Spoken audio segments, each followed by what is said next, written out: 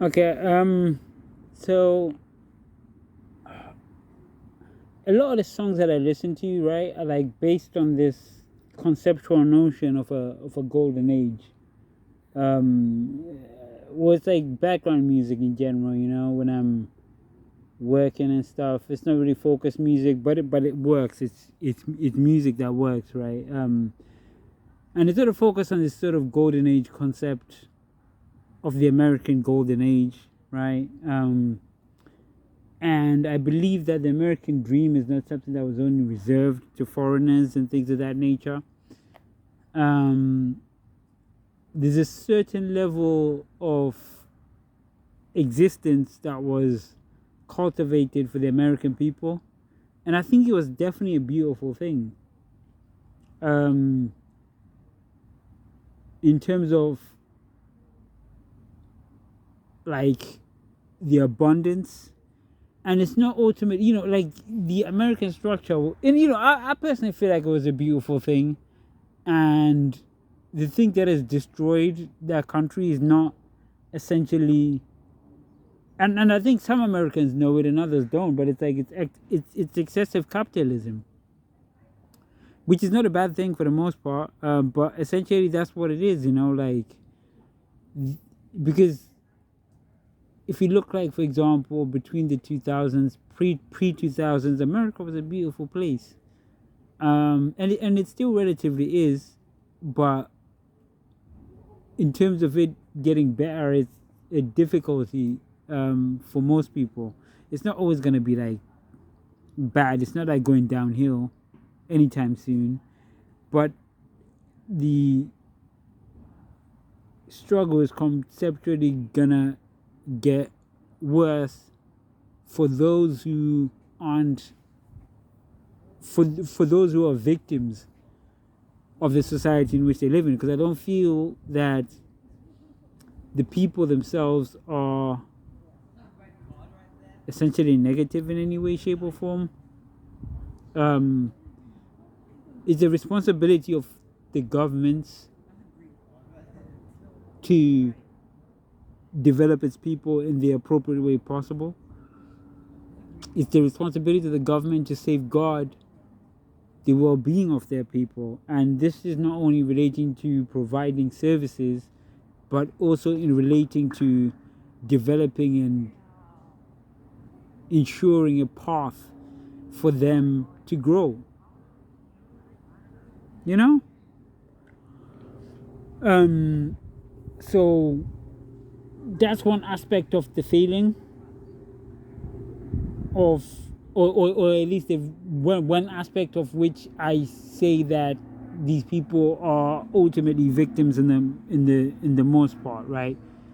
Because by enabling a level of freedom, which we're all deserving of freedom, but like, children, sometimes the freedom that is extended to them is ultimately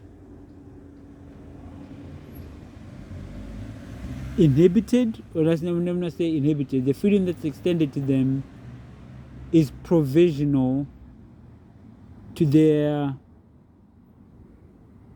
responsibility, or to their maturity, I guess, or to their ability to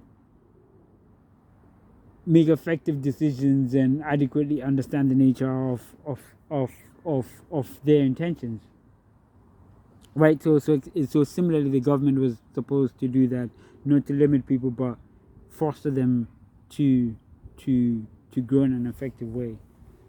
Um, the best, and I think that's just it. So seeing just that process, that youthfulness, and then that youthfulness being cultivated into loving families that obviously experience difficulties and hardships, but that those difficulties and hardships are ultimately centered around the home, right? The emotional aspect, the spiritual aspect, and the mental aspect, rather than the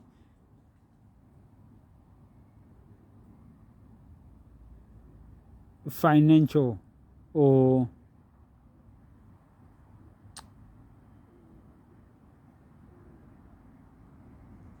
or like these weird social things. But some of these things are always there and they can't be avoided. Like throughout all of time, some of these things have always been there. But I just feel that like the dream itself was so much more beautiful, right? So there was this base minimum that he had to meet, and then once he met that base minimum, you then have that ability to effectively, like maybe your children are being bullied in school, but to the extent to which this bullying has gone in America is too much, right? But then also advising your children how to overcome that.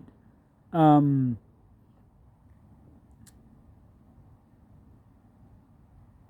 the thing to say is that like we can't have a society without problems, right? But I'm trying to categorize the problems that are okay or that should be okay, and the problems that they should, like debt and stuff like that, man. That all that shouldn't be a thing. And the reason why that is because that people want more money to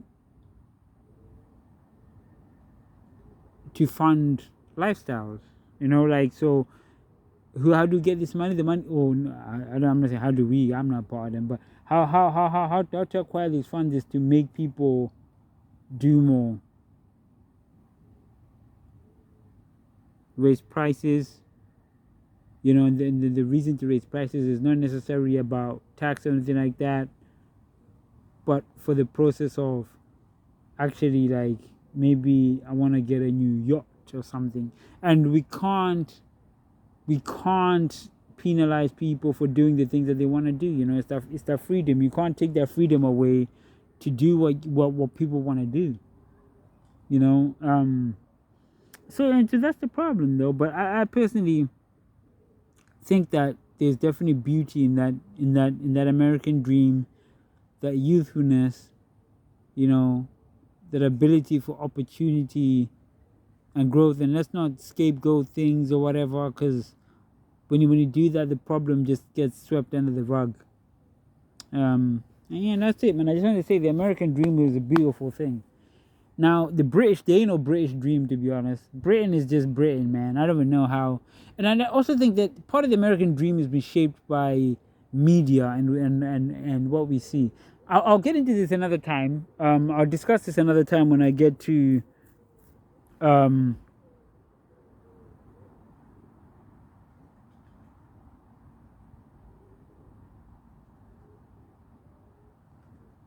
I'll get to this another time when I get to the discussion around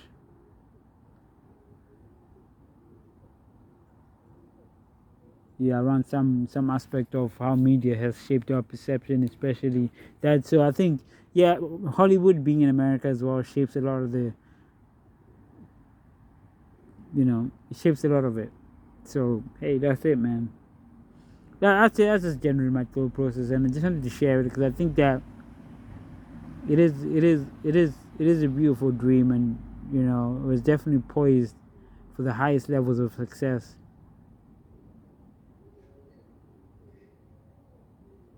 Yeah, and that's it.